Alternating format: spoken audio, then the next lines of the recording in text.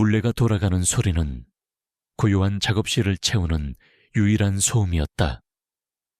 강서연의 손길 아래 축축하고 생명력 없는 흙덩이는 서서히 자신만의 곡선을 찾아가고 있었다. 그녀의 손은 섬세하면서도 단호했다. 마치 흙의 영혼과 대화라도 하듯 조금의 망설임도 없이 형태를 빚어냈다. 그녀의 손에서 태어나는 도자기들은 하나같이 차분하고 깊은 슬픔을 머금은 듯한 푸른빛을 띠었다. 사람들은 그것을 서연블루라고 불렀다. 그녀의 시그니처 컬러이자 아무도 그 깊이를 제대로 헤아리지 못하는 그녀의 내면과도 같은 색이었다. 5년 전, 그 끔찍한 사고 이후로 서연의 시간은 멈춰버렸다. 그녀는 약혼자와 함께 차를 타고 가던 중이었다. 빗길에 미끄러진 차는 가드레일을 들이받았고 그녀는 가까스로 목숨을 건졌지만 소중한 사람과 함께 기억의 상당 부분을 잃었다. 의사는 외상 후 스트레스 장애로 인한 해리성 기억 상실이라고 했다. 특히 사고 직전과 직후의 기억은 완전히 소멸되어 마치 누군가 날카로운 칼로 도려낸 듯했다. 그녀에게 남은 것은 약혼자의 부재라는 차가운 현실과 이유를 알 수 없는 깊은 상실감뿐이었다. 도예는 그런 그녀에게 유일한 안식처였다. 흙을 만지고 형태를 빚고 가마의 뜨거운 불 속에서 새로운 생명을 탄생시키는 과정은 엉망으로 뒤엉킨 그녀의 내면을 정리하는 유일한 방법이었다. 그녀는 말을 잃었고 웃음도 잃었다. 오직 손끝의 감각으로만 세상과 소통했다. 창밖으로 세찬 빗줄기가 쏟아지기 시작했다. 벌써 시간이 이렇게 됐나. 서연은 젖은 손을 물통에 씻으며 자리에서 일어났다. 어둠이 짙게 깔린 창밖은 마치 세상의 끝처럼 아득했다. 그녀의 작업실은 도시에서 한참 떨어진 외딴 곳에 있었다. 고요함이 필요했기 때문이기도 했지만 어쩌면 세상으로부터 스스로를 격리시키고 싶은 무의식적인 욕망 때문이었을지도 모른다. 서연은 덜 마른 도자기들을 선반 위로 옮기고 작업실 문을 잠갔다. 낡은 SUV에 시동을 걸자 헤드라이트가 빗줄기를 칼날처럼 갈라놓으며 어둠을 밝혔다. 집으로 가는 길은 좁고 구불구불한 1차선 도로였다. 가로등 하나 없는 그 길은 비 오는 밤이면 더욱 스산한 기운을 풍겼다. 와이퍼가 쉴 새 없이 움직이며 시야를 확보했지만 쏟아지는 비는 모든 풍경을 흐릿하게 뭉개버렸다. 얼마나 달렸을까? 익숙한 커브 길을 돌아서는 순간이었다. 서연은 무언가를 보고 급하게 브레이크를 밟았다. 끼익하는 날카로운 마찰음과 함께 차가 멈춰 섰다. 심장이 철렁 내려앉았다. 헤드라이트 불빛이 닿는 곳, 도로 한가운데에 무언가가 있었다. 고라니인가 이 근처에 야생동물이 자주 출몰하곤 했다. 하지만 자세히 보니 동물의 형체가 아니었다. 갈색 털을 가진 개 한 마리가 꼼짝도 않고 서서 이쪽을 노려보고 있었다. 그리고 그 어미개 뒤로는 작고 연약한 강아지 여러 마리가 옹기종기 모여 비를 피하려 애쓰고 있었다. 서연은 자신도 모르게 탄식을 내뱉었다. 하지만 이내 짜증이 밀려왔다. 왜 하필 길 한가운데서 저러고 있는 건지. 그녀는 경적을 짧게 울렸다. 빵! 하지만 어미개는 미동도 하지 않았다. 오히려 더욱 단호한 눈빛으로 차를 응시할 뿐이었다. 그 눈빛은 마치 무언가를 경고하는 듯 혹은 간절하게 호소하는 듯 기묘한 힘을 담고 있었다. 다시 한번 길게 경적을 울렸다. 빵 빗소리와 뒤섞인 경적이 밤의 정적을 날카롭게 갈랐다. 강아지들이 놀라 낑낑거렸지만 어미개는 여전히 요지부동이었다. 마치 그 자리에 뿌리라도 내린 듯 한치의 물러섬도 없었다. 비켜, 제발. 서연은 초조하게 중얼거리며 핸들을 잡은 손에 힘을 주었다. 다른 길로 돌아가려면 한참을 가야 했다. 피곤했고 빨리 이 낯선 상황에서 벗어나고 싶었다. 그녀는 차에서 내려 개들을 쫓아낼까 생각했지만 사나워 보이는 어미개의 기세에 선뜻 용기가 나지 않았다. 그때였다. 어미개의 그 깊고 단호한 눈을 정면으로 마주한 순간 서연의 머릿속에서 무언가 툭 하고 끊어지는 듯한 느낌이 들었다. 순간 눈앞의 풍경이 일그러졌다. 빗소리가 아득하게 멀어지며 그 자리엔 찢어지는 듯한 타이어 마찰음과 무언가 부서지는 굉음이 고막을 파고들었다. 와이퍼가 닦아낸 유리창 너머로 보이던 어미개의 모습은 온데간데 없고 대신 굵은 빗줄기 속에서 쓰러지는 한 남자의 실루엣이 보였다. 검은 우산을 든 다른 누군가가 그 위로 그림자를 들이우고 있었다. 모든 것이 한순간에 일어났다. 너무나도 생생해서 마치 과거의 영상이 뇌 속에서 강제로 재생되는 것 같았다. 피냄새와 축축한 흙냄새가 코끝을 스치는 듯한 착각마저 들었다. 서연은 비명을 지르며 머리를 감싸 쥐었다. 심장이 미친 듯이 날뛰었고 숨을 쉴 수가 없었다. 방금 그건 뭐지? 그 끔찍한 장면은 대체 뭐란 말인가? 처음 보는 장면이었지만 이상하게도 낯설지가 않았다. 마치 오랫동안 잊고 있던 악몽을 다시 꾼 것처럼 온몸의 피가 차갑게 식는 기분이었다. 그리고 그 순간 그녀의 눈에서 뜨거운 눈물이 주체할 수 없이 흘러내렸다. 왜 우는지 이유도 알지 못했다. 그저 가슴 깊은 곳에서부터 슬픔과 공포가 한꺼번에 복받쳐 올라왔다. 멈추려 해도 멈춰지지 않는 눈물이었다. 그녀는 핸들에 얼굴을 묻고 한참을 흐느꼈다. 5년 전 사고 이후 단 한 번도 이렇게 서럽게 울어본 적이 없었다. 감정이라는 것이 마비된 사람처럼 살아왔는데 길 위에 나타난 개 한 마리가 봉인되어 있던 감정의 수문을 부서뜨린 것이다. 한참을 울고 나서야 서연은 겨우 고개를 들었다. 눈물로 흐려진 시야 너머로 어미개는 여전히 그 자리에 서 있었다. 조금 전에 사나운 기세는 어디론가 사라지고 마치 그녀의 슬픔을 이해한다는 듯 연민이 가득한 눈빛으로 이쪽을 바라보고 있었다. 네오, 대체 뭐니? 서연은 홀린 듯 차문을 열고 내렸다. 차가운 빗줄기가 순식간에 그녀의 옷을 적셨지만 아랑곳하지 않았다. 그녀는 천천히 개들에게 다가갔다. 경계심을 풀지 않으면서도 어미개는 그녀가 다가오는 것을 피하지 않았다. 서연은 개들 앞에 쪼그리고 앉았다. 흠뻑 젖은 강아지들은 서로의 천에 의지해 필사적으로 떨고 있었다. 갓 태어난 지 얼마 안 된 듯 눈도 제대로 뜨지 못한 녀석도 있었다. 이대로 두면 오늘 밤을 넘기기 힘들 터였다.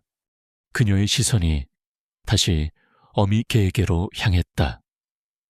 그 눈동자 안에는 단순한 동물의 본능 이상의 무언가가 담겨 있었다.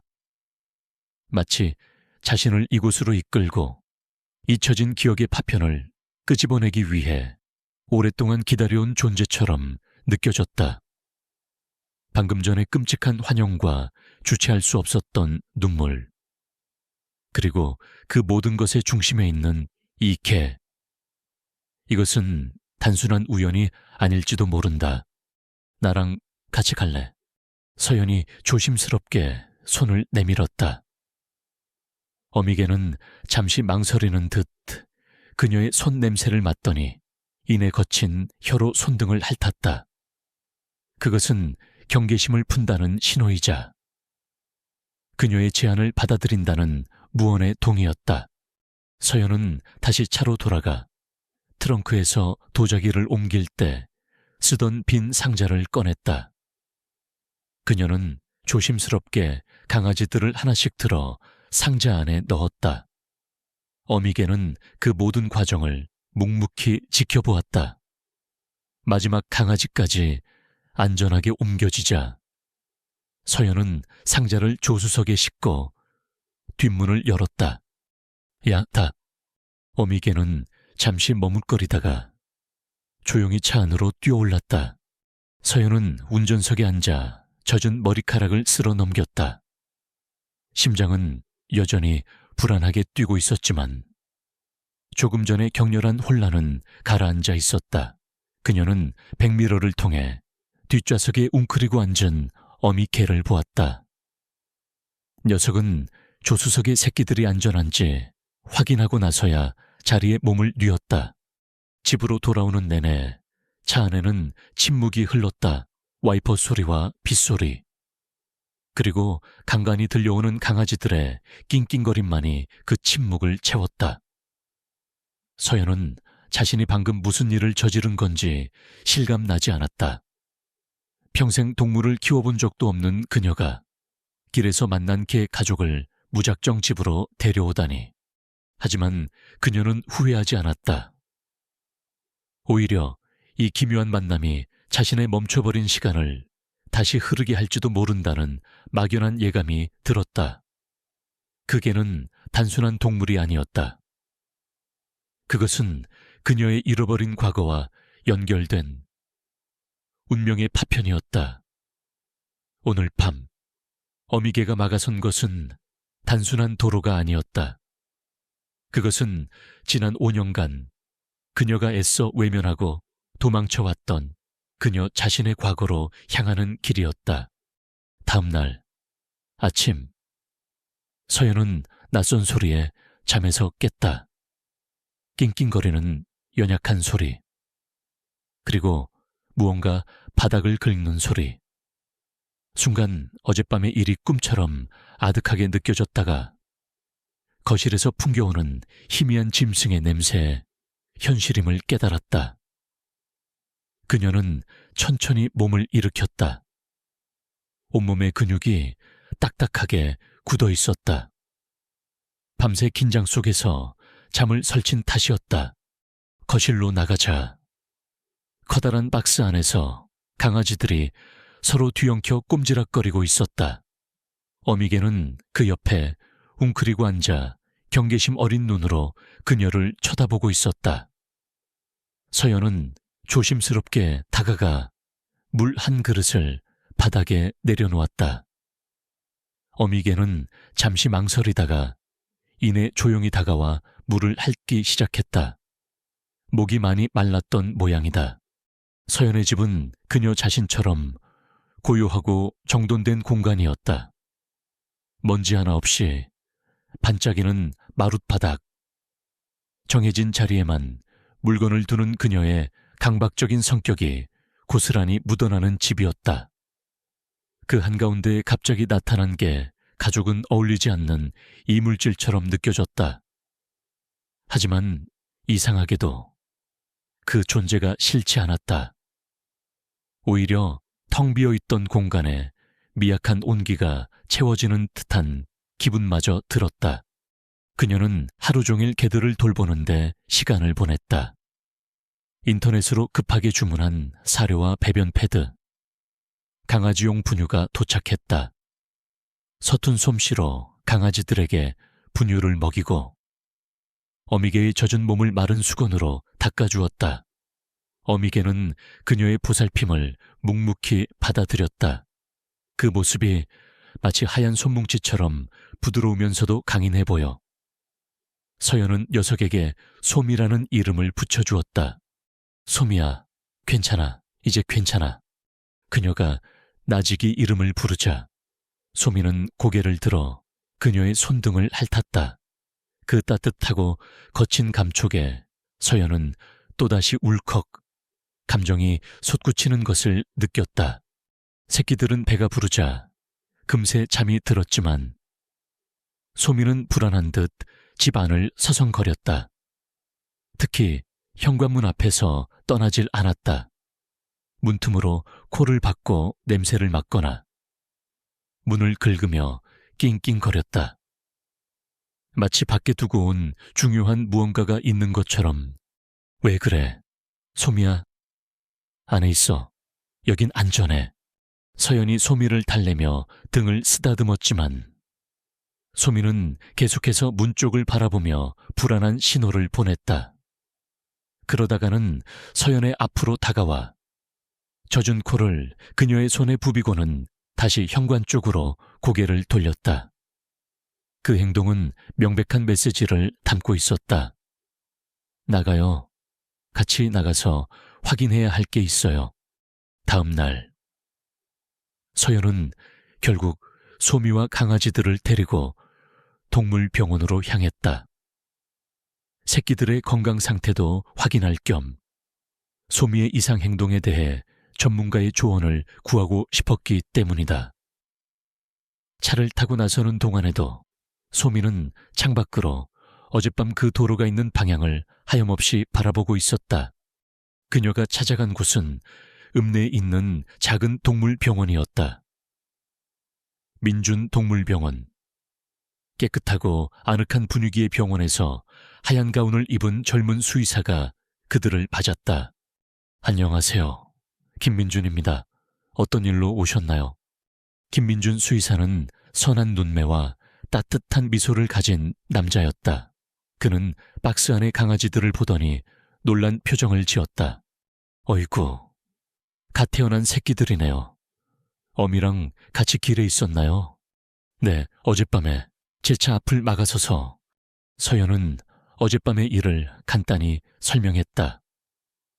그녀의 이야기를 듣는 동안 민주는 흥미로운 눈빛으로 소미를 유심히 관찰했다. 그는 조심스럽게 소미에게 다가가 몸 상태를 살폈다. 다행히 어미랑 새끼들 모두 건강합니다. 기력이 좀 쇠한 것 말고는요. 영양가 있는 음식을 잘 챙겨주시면 금방 회복할 겁니다. 민주는 강아지들에게 영양제를 주사하며 말했다. 서연은 잠시 망설이다가 입을 열었다. 그런데 좀 이상한 점이 있어요. 자꾸 밖으로 나가려고 해요. 특히 제가 어젯밤에 왔던 그 길 쪽으로요. 마치 저한테 무언가 보여주고 싶어 하는 것 같아요. 그 말을 들은 민주는 진차를 멈추고 서연을 바라보았다. 개를 오래 봐왔지만 가끔 정말 사람보다 더 깊은 감정이나 의지를 가진 녀석들이 있습니다. 특히 진돗개는 충성심도 강하지만 자기가 믿는 사람과 교감하려는 능력이 뛰어나죠. 제 생각엔 그냥 하는 소리가 아니라 정말로 선생님께 무언가 필사적으로 알리고 싶어 하는 것 같습니다. 그의 말은 서연이 막연하게 느끼고 있던 생각을 확신으로 바꾸어 주었다. 단순한 동물의 본능이 아니라는 것, 소미에게는 분명한 목적이 있다는 것을. 진료가 끝나고 대기실에서 잠시 기다리는 동안 벽에 걸린 TV에서 뉴스가 나오고 있었다. 태산건설, 서해안 대규모 리조트, 개발 착수. 화면에는 고급스러운 양복을 입은 젊은 남자가 자신감 넘치는 표정으로 프로젝트에 대해 설명하고 있었다. 태산건설 최진혁 대표는 이번 프로젝트가 지역 경제 활성화에 큰 기여를 할 것이라며 강한 자신감을 내비쳤습니다. 최진혁. 화면 속 남자는 서늘할 정도로 잘생긴 얼굴을 하고 있었지만 어딘지 모르게 오만하고 냉정한 기운이 느껴졌다. 그는 카메라를 향해 웃고 있었지만 그 웃음은 입게만 머물 뿐 눈에는 어떠한 감정도 담겨있지 않았다. 서연은 자신도 모르게 화면 속 남자를 응시했다. 왠지 모를 불쾌감과 위화감이 심장을 무겁게 짓눌렀다. 같은 시각, 서울의 한복판에 있는 태산건설의 화려한 대표이사실. 최진혁은 방금 TV에서 보였던 부드러운 미소는 온데간데 없는 싸늘한 얼굴로 통화를 하고 있었다. 그래서 그 땅 문제 어떻게 되어가고 있어? 수화기 너머로 비서의 긴장한 목소리가 들려왔다. 아직 완강하게 버티는 집이 몇 군데 있습니다. 특히 그 늙은이 박동철이라는 전직 형사 말입니다. 최진혁의 미간이 순간 좁혀졌다. 잊고 있던 이름이었다. 5년 전 귀찮게 알짱거리던 그 하찮은 형사, 아직도 그런 쓰레기가 거기에 붙어 있었나. 당장 처리해. 수단과 방법 가리지 말고 리조트 착공 일제 차질 생기게 하면 어떻게 되는지 알지? 네, 알겠습니다. 회장님, 그리고 자잘한 장애물들은 미리미리 청소하도록 해. 과거에도 그랬던 것처럼 내 앞길을 막는 건 그게 사람이든 뭐든 용납 못하는 거 알잖아.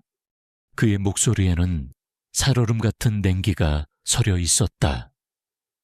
그는 전화를 끊고 창밖의 도시 풍경을 내려다보았다. 모든 것을 발 아래 두고 세상을 지배하는 신이 된 듯한 기분. 그는 자신의 완벽한 세계에 작은 흠집이라도 내는 것을 병적으로 싫어했다. 특히 아무도 모르게 묻어버린 5년 전의 사고에 대한 것은 더욱 그랬다. 다시 집으로 돌아온 서연은 깊은 생각에 잠겼다. 민준 수의사의 말과 TV에서 본 최진혁이라는 남자의 얼굴이 머릿속을 떠나지 않았다. 아무런 연관성 없는 두 가지 사실이었지만 이상하게도 하나의 거대한 불안감으로 엮이는 듯했다. 그녀가 현관문을 열자 소민은 기다렸다는 듯이 또다시 문 앞으로 달려갔다. 그리고는 밖을 향해 한 번 짚고 다시 서연을 돌아보았다. 그 눈빛은 전보다 더욱 간절하고 절박해 보였다. 나를 믿어주세요. 당신이 반드시 봐야 할 것이 있어요. 마치 그렇게 말하는 것 같았다. 서연은 결심했다. 더 이상 이 의문을 외면할 수 없다고. 어젯밤 자신을 덮쳤던 그 끔찍한 기억의 파편, 그리고 그 이유를 알 수 없었던 눈물의 의미를 찾아야만 한다고. 소미가 이끄는 그 길의 끝에 무엇이 기다리고 있든 그녀는 직접 마주하기로 마음먹었다. 그것이 자신의 멈춰버린 시간을 다시 움직이게 할 유일한 방법일지도 몰랐다. 결심이 서자. 서연은 더 이상 망설이지 않았다. 다음 날 오후 그녀는 낡은 목줄을 소미에게 채웠다. 소미는 마치 이 순간을 기다렸다는 듯 아무런 저항 없이 순순히 목을 내어주었다. 새끼 강아지들을 따뜻한 담요로 덮어주고 집을 나서는 그녀의 발걸음에는 어제와는 다른 비장함이 서려 있었다. 그날의 도로로 향하는 길. 비가 그친 하늘은 잿빛 구름으로 가득했다. 축축한 흙냄새와 젖은 풀잎 냄새가 공기 중에 무겁게 떠다녔다. 서연이 걷는 동안 소미는 계속해서 그녀를 이끌었다. 억지로 끄는 것이 아니라 마치 목적지를 아는 안내자처럼 확신의 찬걸음으로 앞서 나갔다. 차가 멈춰 섰던 바로 그 지점에 다다르자 소미의 행동은 더욱 격렬해졌다. 낑낑거리는 소리를 내며 목줄을 세게 잡아당겼다. 그 힘에 이끌려 서연의 발걸음은 도로 옆숲 쪽으로 향했다. 그곳에는 수령이 좋기 100년은 넘어 보이는 거대한 상수리나무 한 그루가 버티고 서 있었다. 소미는 나무 앞에 멈춰 서자마자 망설일 틈도 없이 앞발로 땅을 파헤치기 시작했다. 흙과 나무잎이 사방으로 튀었다. 그 모습은 필사적이었다. 마치 아주 오랫동안 이 순간만을 기다려온 것처럼 온 힘을 다해 땅을 팠다. 처음에는 그저 지켜보던 서연도 소미의 절박한 몸짓에 전염된 듯 주변에 있던 나뭇가지로 땅을 파는 것을 도왔다. 얼마나 지났을까? 축축한 흙 속에서 서연의 손끝에 딱딱하고 차가운 무언가가 닿았다. 그녀는 조심스럽게 흙을 걷어내고 그것을 꺼내 들었다. 은으로 만든 작은 장식이었다. 흙이 잔뜩 묻어 있었고 오랜 세월 땅속에 묻혀 있었던 듯 검게 변색되어 있었다. 서연은 옷소매로 장식을 닦아냈다. 단순한 모양의 팔찌 장식이었다. 하지만 그것을 뒤집어 본 순간 그녀는 숨을 멈췄다. 뒷면에 아주 작은 글씨가 새겨져 있었다. 닳고 닳아서 거의 보이지 않았지만 분명히 알아볼 수 있는 알파벳이었다. 야, 순간 그녀의 머릿속에 또다시 기억의 파편이 스치고 지나갔다.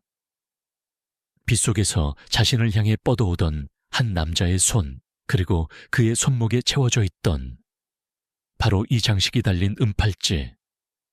그 손의 주인은 그녀의 약혼자 지훈이었다. 지훈 씨, 서연의 입에서 자신도 모르게 그의 이름이 새어나왔다. 그것은 단순한 사고가 아니었다. 지훈 씨의 팔찌가 왜 이런 깊은 땅 속에 묻혀 있단 말인가? 퍼즐 조각들이 하나둘씩 나타나기 시작했지만 전체 그림은 더욱 미궁 속으로 빠져드는 듯했다. 슬픔과 함께 차가운 분노가 등줄기를 타고 번져나갔다. 그녀가 넋을 잃고 팔찌, 장식을 들여다보고 있을 때였다. 저 멀리서 엔진 소리가 들려왔다. 한적한 시골길에 나타난 소리는 유난히 크게 들렸다. 검은색 세단 한 대가 천천히 그녀가 있는 쪽으로 다가오고 있었다.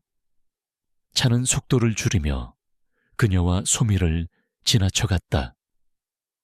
창문은 짙게 선팅이 되어 있어 안을 들여다볼 수 없었다. 차는 멈추지 않고 그대로 지나갔지만 그 느릿한 움직임과 보이지 않는 시선은 마치 우리가 너를 지켜보고 있다고 말하는 듯한 명백한 경고였다. 온몸에 소름이 돋았다. 서연은 재빨리 팔찌, 장식을 주머니에 숨기고 소미의 목줄을 잡아당겼다. 가자, 소미야, 빨리. 집으로 돌아오는 내내 심장이 불안하게 뛰었다. 방금 그 차는 단순한 우연이 아닐 것이다.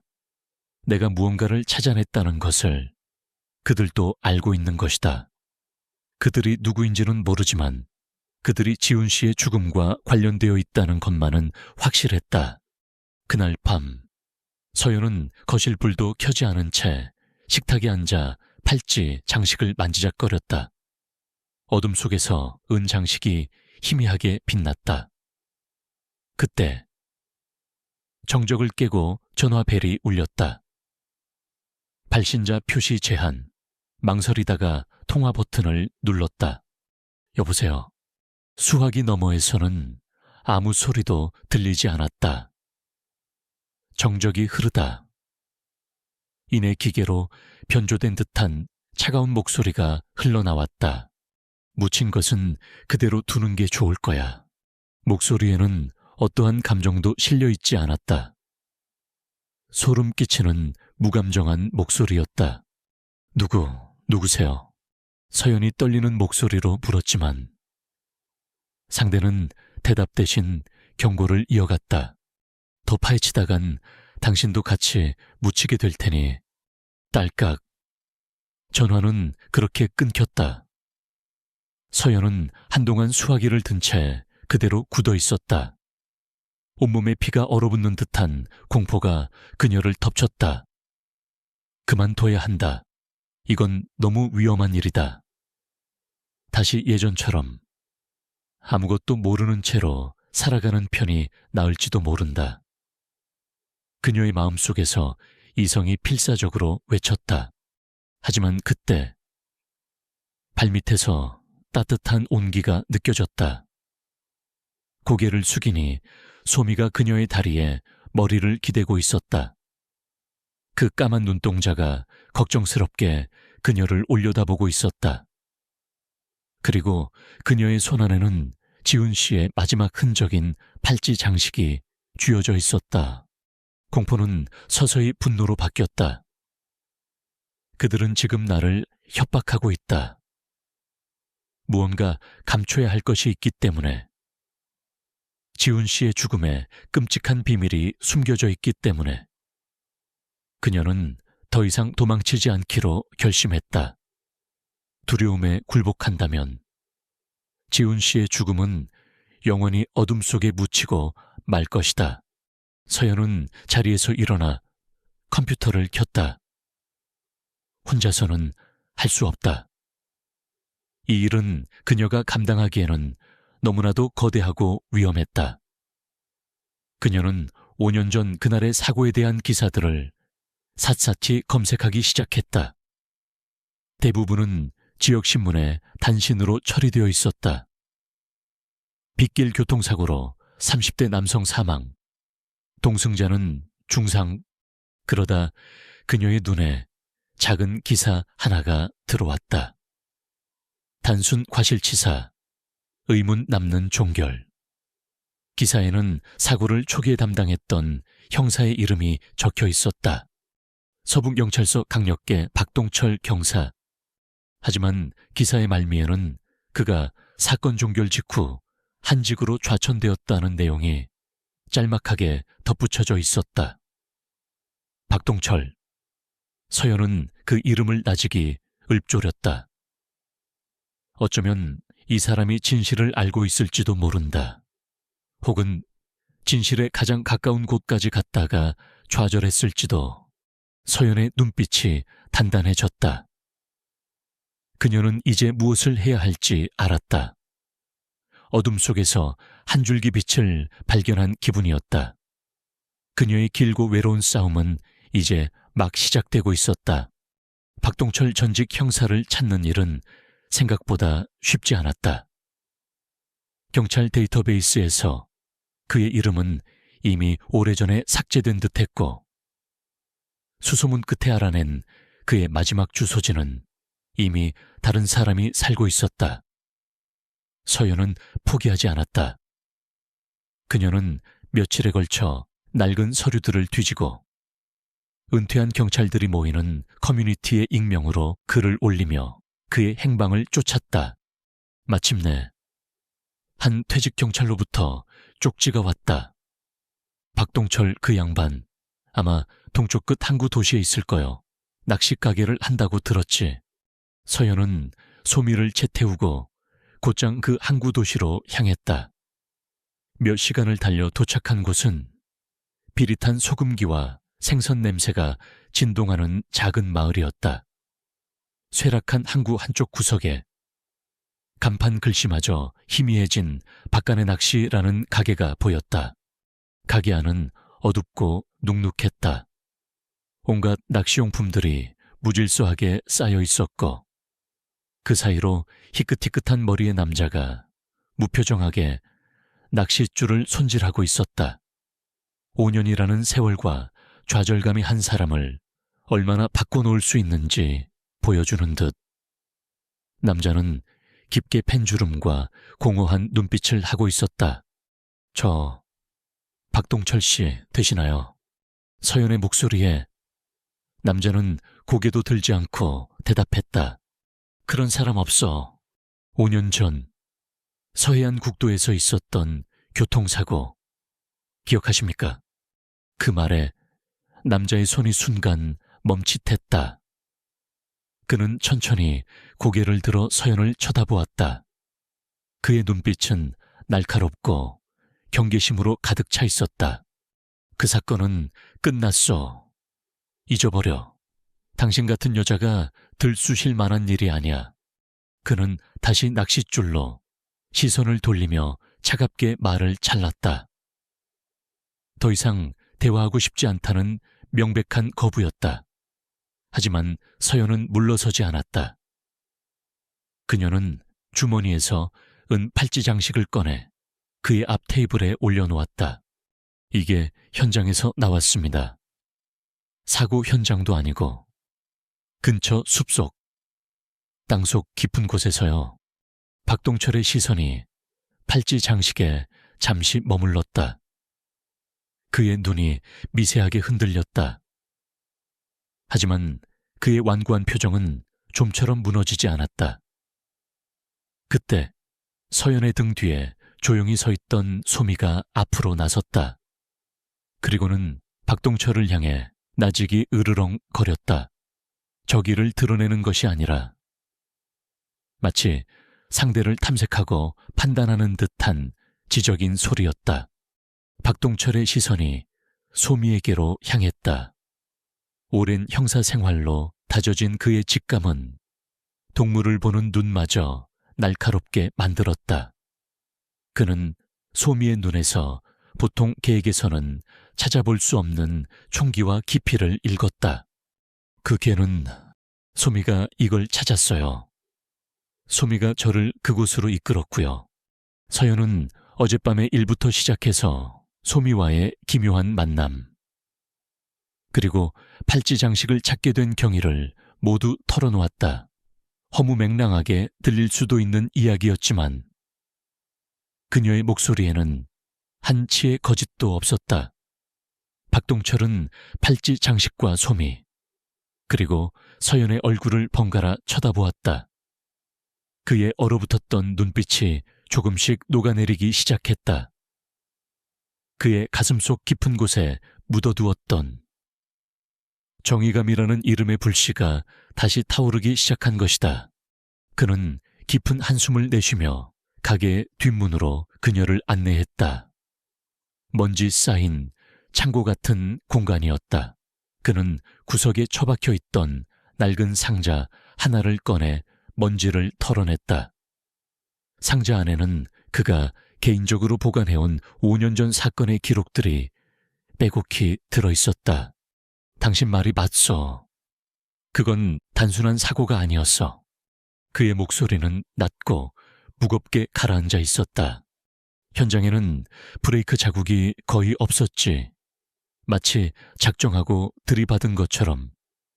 피해자의 몸에는 채부딪힌 상처 외에 다른 저항의 흔적도 있었어. 증거물 일부는 감쪽같이 사라졌고 그는 낡은 서류 뭉치를 뒤적이며 말을 이었다. 당시 가장 유력한 용의자가 있었지. 그날 밤 그 근처 별장에서 파티를 벌였던 젊은 놈.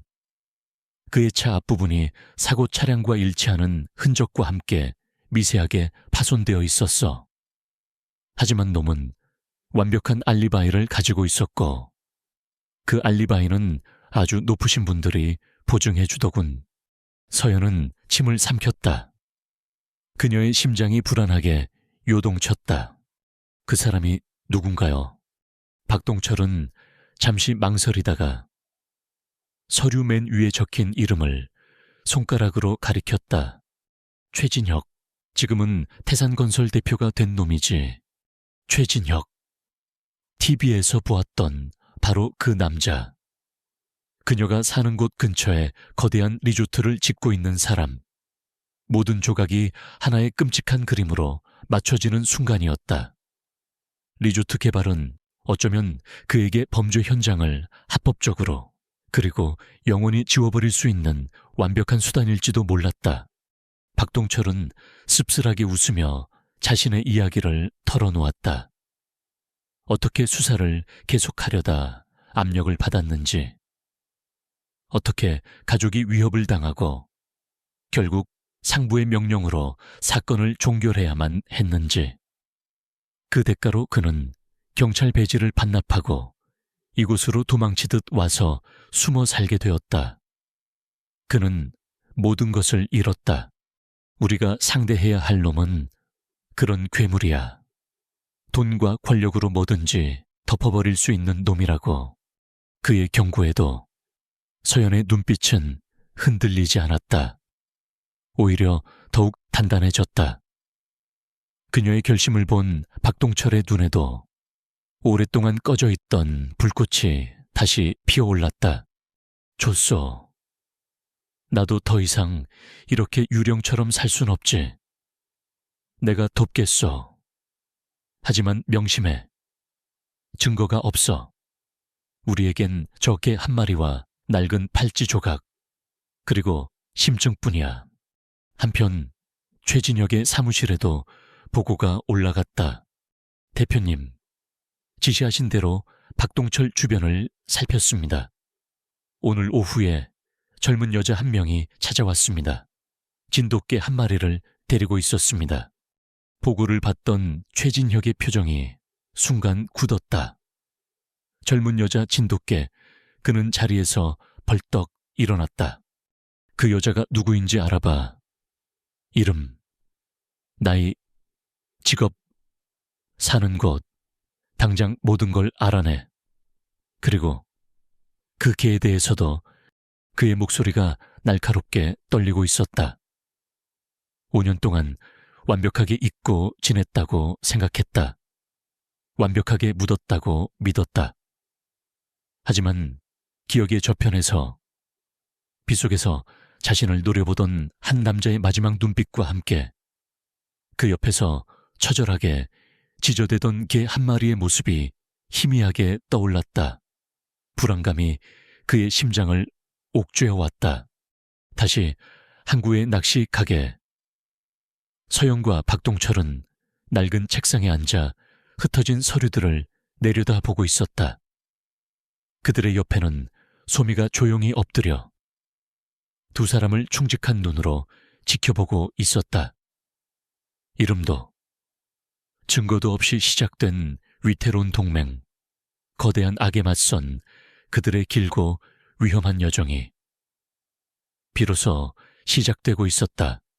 최진혁은 자신의 사무실에서 강서연에 대한 보고서를 읽고 있었다. 그의 표정은 얼음장처럼 차가웠다. 보고서에는 그녀가 5년 전 사고의 유일한 생존자이자 자신이 죽인 남자의 약혼녀였다는 사실이 명시되어 있었다. 기억 상실증으로 조용히 살아온 여자, 완벽하게 처리했다고 믿었던 과거의 실수가 잊었던 망령처럼 그의 눈앞에 나타난 것이다. 강서연, 그의 입에서 낮은 읊조림이 흘러나왔다. 분노가 치밀어 올랐다. 감히 자신의 완벽한 세계에 흠집을 내려 하는 하찮은 존재. 그는 곧장 비서를 호출했다. 강서연이라는 여자, 조용히 숨만 쉬고 살도록 만들어. 바로 죽이는 건 재미없지. 그녀가 가진 모든 걸 하나씩 아주 천천히 빼앗아 스스로 무너져 내릴 때까지 철저하게 짓밟아버려. 최진혁의 복수는 빠르고 정확하게 시작되었다. 며칠 뒤 서연은 자신의 개인전을 열기로 했던 갤러리로부터 갑작스러운 계약 취소 통보를 받았다. 이유는 내부 사정이라는 애매한 말뿐이었다. 뒤이어 그녀의 가장 큰 수입원이었던 한 고급 호텔 체인에서 연락이 왔다. 그녀의 대표 디자인이 표절 시비에 휘말렸다는 이유로 모든 계약을 파기하겠다는 통보였다. 그들이 증거로 내민 디자인은 명백히 그녀가 몇 년 전에 창조한 고유의 작품이었다. 악의적인 소문은 작은 마을에 빠르게 퍼져나갔다. 성실한 도예가였던 그녀는 하루아침에 남의 디자인이나 훔치는 파렴치한 사기꾼으로 낙인 찍혔다. 사람들의 수군거림과 차가운 시선이 그녀를 옥죄었다. 최진혁이 보이지 않는 손이 그녀의 삶을 뿌리부터 흔들고 있었다. 예상했던 일이야. 그놈은 그런 식으로 사람을 말려 죽이는 놈이니까. 박동철은 전화기 너머로 담담하게 말했다. 그는 서연에게 흔들리지 말라고. 이것이 최진혁의 방식이니 더 독하게 마음을 먹어야 한다고 조언했다. 그는 배경에서 조용히 움직이고 있었다. 과거의 동료들을 탐문하고 5년 전 사건 기록의 허점들을 다시 파고들기 시작했다. 하지만 최진혁은 서연이 생각보다 강하다는 것을 깨닫고 초조해졌다. 압박에도 불구하고 그녀가 무너지지 않자 그는 다음 수순으로 넘어갔다. 그녀를 직접적으로 위협할 가장 비열한 방법이었다. 그는 자신의 수에게 명령했다. 그 여자가 애지중지하는 개새끼들 깨끗하게 처리하고 와. 확실하게 겁을 주라고. 그날 밤 폭풍우가 몰아치던 첫날 밤처럼 거센 바람이 불었다. 서연은 잠을 이루지 못하고 거실 소파에 앉아 있었다. 작업실이 망가지고 모든 계약이 끊기고 세상으로부터 고립되었다. 그녀를 버티게 하는 것은 오직 발밑에서 새근새근 잠든 강아지들과 그 곁을 묵묵히 지키는 소미뿐이었다. 그때였다. 뒷뜰에서 무언가 쿵 하는 소리가 났다. 소미가 벌떡 일어나며 낮은 경계음을 냈다. 서연의 심장이 철렁 내려앉았다. 그녀가 숨을 죽이고 창밖을 살피는 순간 유리창을 깨고 검은 복면을 쓴 남자가 뛰어들어왔다. 서연이 비명을 지르며 뒤로 물러섰다. 남자는 손에 쇠 파이프를 들고 있었다. 그의 목표는 서연이 아니라 바닥에 웅크리고 있는 연약한 강아지들이었다. 남자가 강아지들을 향해 쇠 파이프를 휘두르려는 순간 잠잠하던 소미가 맹수처럼 뛰쳐나갔다. 크르릉 왕왕. 소미는 맹렬하게 짖으며 남자의 팔을 물고 늘어졌다. 평소에 온순하던 모습은 온데간데 없었다. 오직 새끼들과 자신의 주인을 지키겠다는 본능만이 남아있었다. 남자는 당황하며 팔을 뿌리치려 했지만 소미는 필사적으로 놓지 않았다. 분노한 남자는 소리를 지르며 소미를 향해 무자비하게 쇠 파이프를 휘둘렀다. 표 하는 둔탁한 소리와 함께 소미가 깽 하는 비명을 지르며 옆으로 나가 떨어졌다. 그 충격으로 남자를 물고 있던 이빨이 빠졌지만 소미는 다시 일어나 절뚝거리며 남자의 앞을 가로막았다. 더 이상 다가오지 말라는 듯 피를 흘리면서도 물러서지 않았다. 남자는 그 독한 기세에 질려 욕설을 내뱉으며 깨진 창문으로 도망쳤다. 모든 것이 순식간에 일어났다. 서연은 떨리는 몸을 이끌고 쓰러진 소미에게 달려갔다. 소미의 옆구리에서는 붉은 피가 쉼없이 흘러나오고 있었다. 소미는 고통스러운 신음을 내뱉으면서도 꼬리를 흔들며 서연의 손을 핥았다. 괜찮다고. 당신과 새끼들은 무사하니 괜찮다고 말하는 것 같았다. 그 순간 서연의 가슴 속에서 무언가 단단히 끊어졌다. 슬픔과 미안함, 그리고 모든 것을 불태워버릴 듯한 차가운 분노가 온몸을 지배했다. 이것은 더 이상 지훈 씨의 복수만을 위한 싸움이 아니었다. 자신의 새로운 가족을 지키기 위한 싸움이었다. 그녀는 다급하게 휴대폰을 들었다. 머릿속에 떠오르는 사람은 단 한 명뿐이었다. 김민준 선생님, 제발 도와주세요. 소미가 다쳤어요. 그녀의 절박한 목소리에 김민준은 한밤중임에도 불구하고 망설임 없이 달려와 주었다. 깨진 유리창, 피 흘리는 소미, 공포에 질려 있지만 분노로 불타는 눈빛을 한 서연. 그는 상황이 심상치 않음을 직감했다. 그는 침착하고 신속하게 소미의 상처를 소독하고 봉합했다. 다행히 뼈는 다치지 않았지만 상처가 깊어 과다출혈로 위험할 뻔했다. 대체 무슨 일이 있었던 겁니까? 민준이 걱정스럽게 물었지만 서연은 차마 모든 것을 털어놓을 수 없었다. 그를 위험에 빠뜨릴 수는 없었다.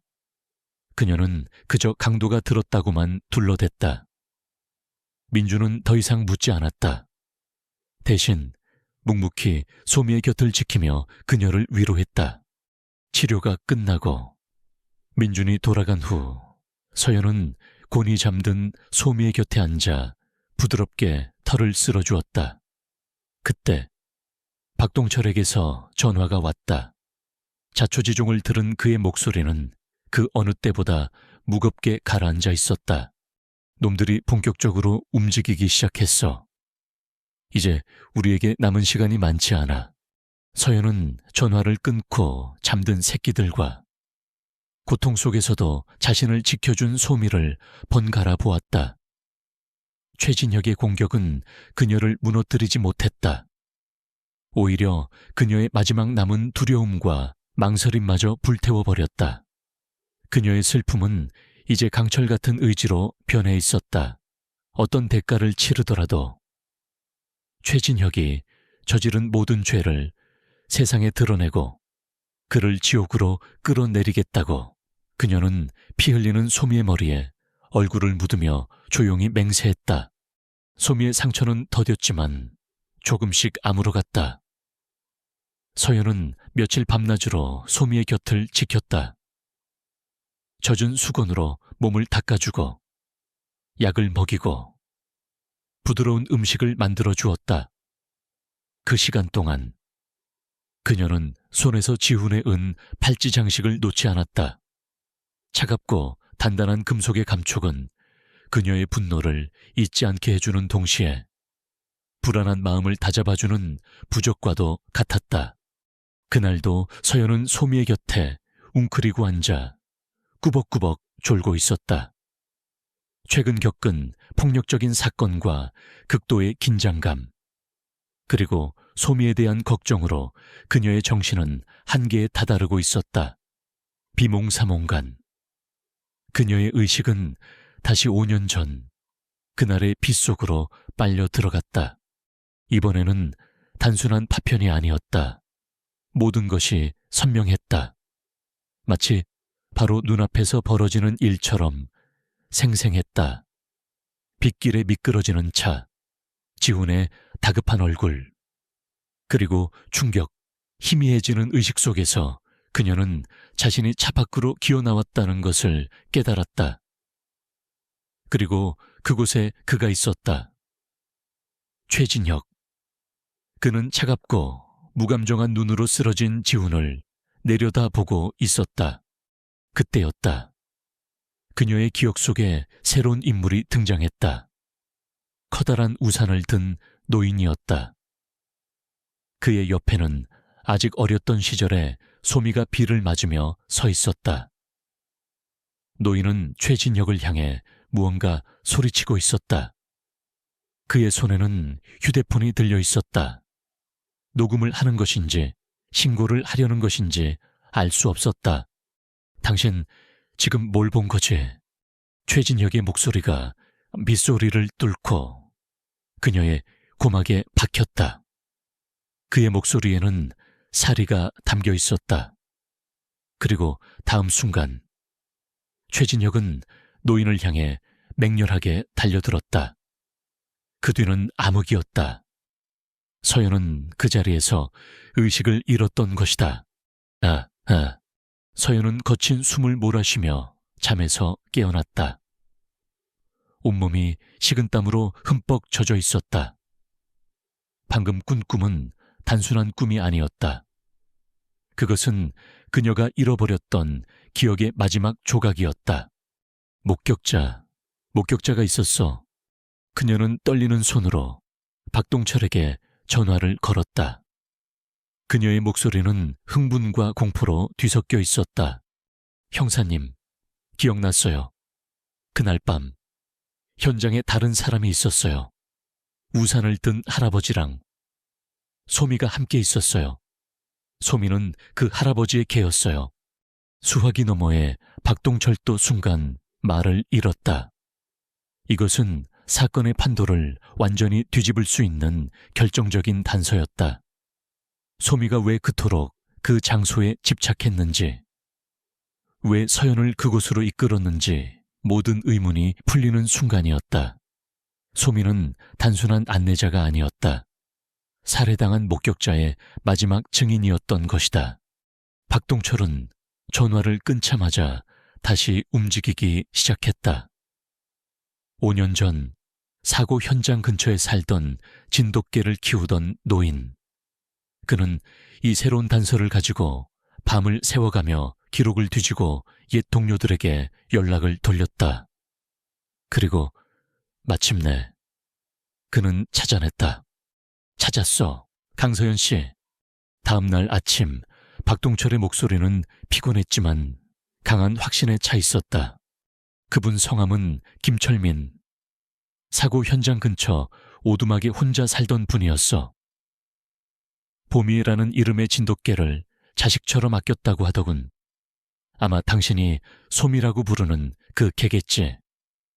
그리고 김철민 씨는 사고 한 달 뒤에 급성 심장마비로 사망했어. 부검도 없이 너무나도 조용하게. 이제 모든 것이 명확해졌다. 최진혁은 뺑소니범이 아니었다. 그는 지훈을 죽이고 유일한 목격자였던 김철민까지 살해한 연쇄 살인마였다. 그리고 소미는 자신의 주인이 살해당하는 것을 눈앞에서 지켜본 유일한 생존자였다. 김철민 씨는 분명 자신이 위험하다는 것을 직감했을 것이다. 그리고 최진혁의 소나기에서 벗어날 수 없다는 것을 깨달았을 때 그는 분명 무언가를 남겼을 것이다. 자신과 자신의 충직한 개만이 아는 장소에 소미가 팔찌 장식을 찾아냈던 그 상수리 나무. 그곳은 단순한 사고 현장이 아니었다. 김철민 씨가 최후의 증거를 숨겨둔 장소였던 것이다. 하지만 우리가 가서 땅을 판다고 증거가 나온다는 보장은 없어. 최진혁은 이미 그 일대를 자기 땅으로 만들었어. 우리가 어설프게 움직였다간 증거를 찾기도 전에 놈의 손에 죽고 말 거요. 박동철이 냉정하게 말했다. 그들에게는 이제 강력한 심증과 이론이 생겼지만 최진혁 같은 거물을 무너뜨릴 결정적 증거는 여전히 없었다. 경찰에 신고할 수도 없었다. 경찰 내부에도 이미 그의 끈앞풀이 있을 터였다. 그럼 어떻게 해야 하죠? 방법은 하나뿐이야. 박동철의 눈이 번뜩였다. 오랜 세월 잠자던 형사의 승부사적 기질이 깨어나는 순간이었다. 최진혁이 직접 그 증거를 찾으러 오게 만드는 거지. 그것은 위험한 도박이었다. 그들은 최진혁의 심리를 이용해 덫을 놓기로 했다. 박동철은 예전에 정보원으로 이용했던 연락책에게 수소문해 경찰 내부에 있는 최진혁의 하급 끈앞풀에게 거짓 정보를 흘릴 계획을 세웠다. 정보는 구체적이면서도 최진혁의 의심을 살 만큼 애매해야 했다. 5번 국도사고의 늙은 목격자. 그냥 죽은 게 아니래. 죽기 전에 상수리나무 근처에 뭔가를 남겼고 누군가 그걸 찾아서 곧 언론에 터뜨릴 거라고. 이 정보라면 최진혁은 절대 자기 수하를 보내지 않을 것이다. 자신의 운명이 걸린 문제를 남에게 맡길 위인이 아니었다.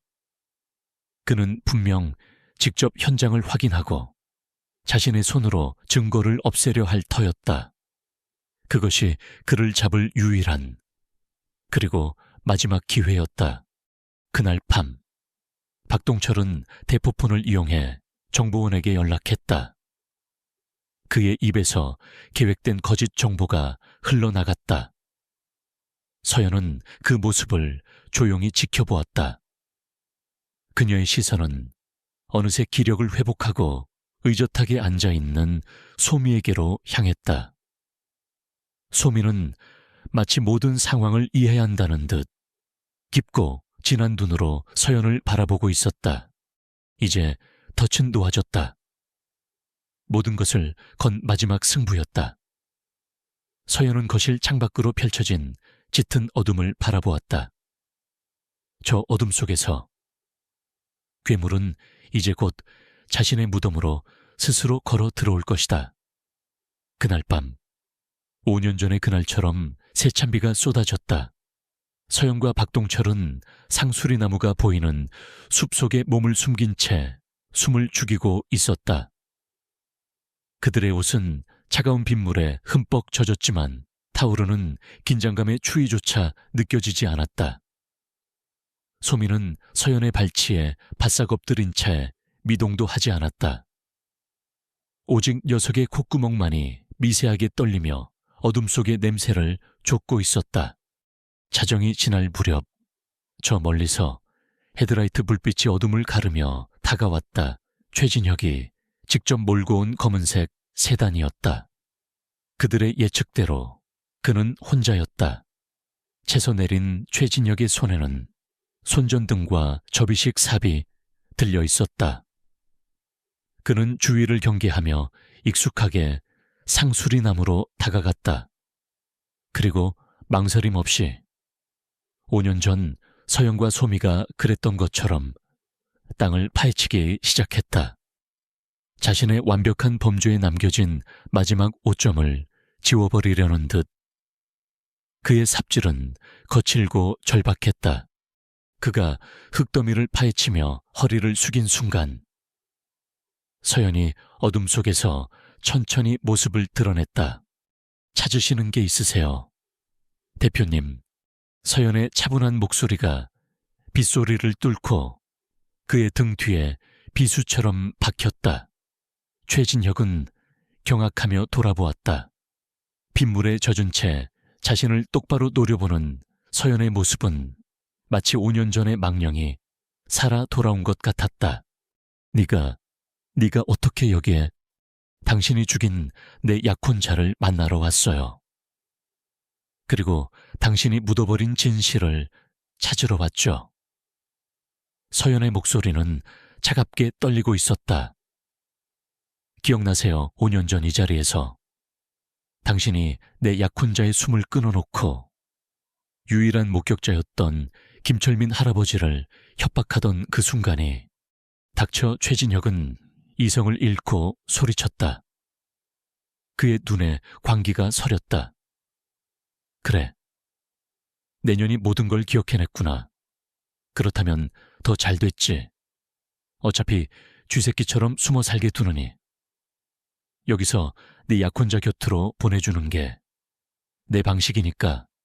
그가 삽을 치켜들고 서연에게 달려들려던 순간이었다. 조용히 있던 소미가 갑자기 맹렬하게 짖으며 다른 방향으로 달려갔다.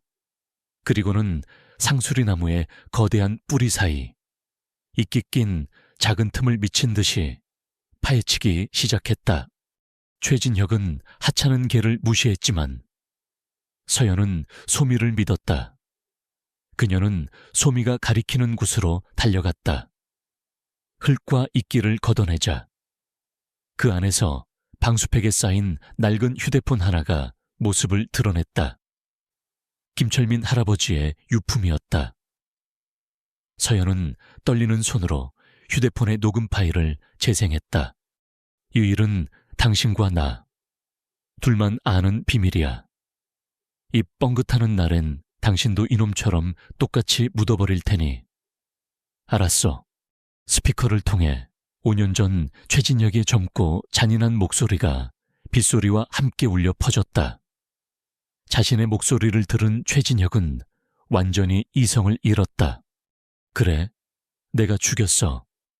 내 앞길을 막는 버러지들은 모두 다 김철민 그 늙은이도 내 놈의 약혼자도 그리고 이제 너도 여기서 끝이야.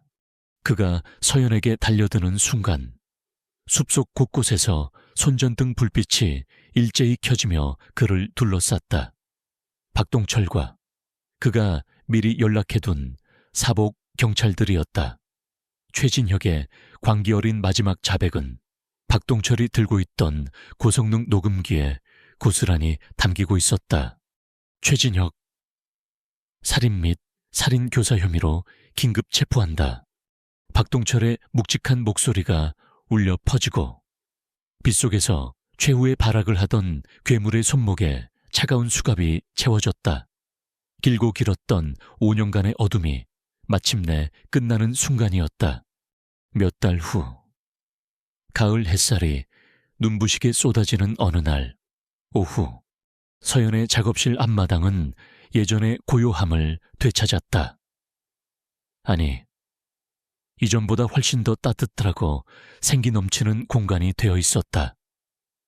마당 한쪽에서는 이제 제법 늠름해진 강아지들이 서로 뒹굴며 장난을 치고 있었고, 소미는 그 곁에서 흐뭇한 표정으로 새끼들을 지켜보고 있었다. 서연은 물레 앞에 앉아 새로운 도자기를 빚고 있었다. 더 이상 그녀의 도자기는 깊고 슬픈 서연 블루가 아니었다. 가을 하늘처럼 맑고 따뜻한 희망을 담은 밝은 상아색이었다. 그녀의 곁에는 김민준 수의사가 앉아 다정한 눈으로 그녀의 작업을 지켜보고 있었다. 소미를 치료해주며 시작된 그들의 인연은 서로의 아픔을 보듬어주는 깊은 관계로 발전해 있었다. 서연은 잠시 작업을 멈추고 마당에서 뛰노는 소미와 강아지들을 바라보았다. 그녀의 눈가에 다시 눈물이 맺혔다. 하지만 그 눈물은 더 이상 이유를 알 수 없는 고통의 눈물이 아니었다. 모든 것을 이겨내고 되찾은 평온함, 그리고 자신의 멈춰버린 시간을 다시 흐르게 해준 충직한 생명에 대한 깊은 감사와 사랑의 눈물이었다. 어미개 한 마리가 막아섰던 그 길의 끝에서 그녀는 잃어버렸던 과거와 함께 살아갈 이유와 새로운 미래를 되찾았다. 그녀의 삶에 마침내 따스한 햇살이 내리고 있었다.